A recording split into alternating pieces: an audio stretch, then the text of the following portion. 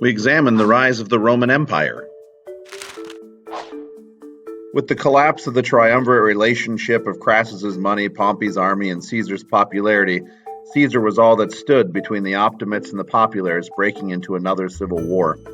Caesar became dictator in 47 BCE, a post that existed whenever Rome was in crisis. Men throughout the history of Rome, men like Cincinnatus, had served for a designated time frame and then stepped down when order was restored. They consolidated decision-making in a chaotic system. Caesar's reign as dictator provoked the aristocrats and the Optimates.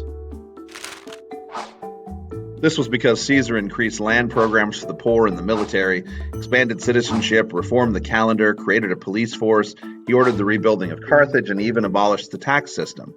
All of these were on the wish list of populares. The Senate was also not pleased that Caesar brought Cleopatra back with him from Egypt, and also the son they had together while he was living there, Caesarion, despite having a wife. Caesar answered this by increasing the Senate to 900 members and filling it with his own supporters, weakening the traditional power of the aristocrats.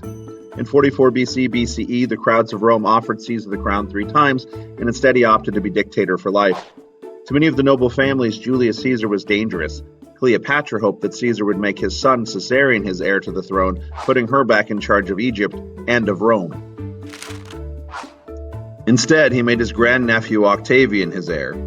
A small group of senators saw the republic they controlled slipping away, and on March 15, 44 BCE, they stabbed Julius Caesar more than 20 times at the feet of the statue of Pompey.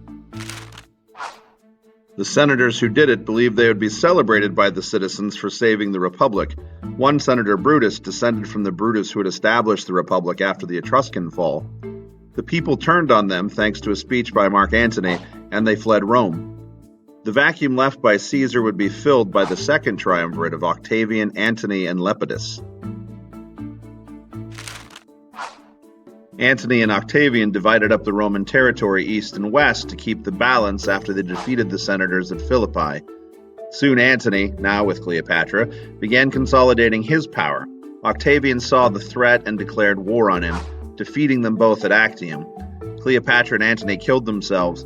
Octavian changed his name to Augustus, had Caesarion killed, and named himself emperor.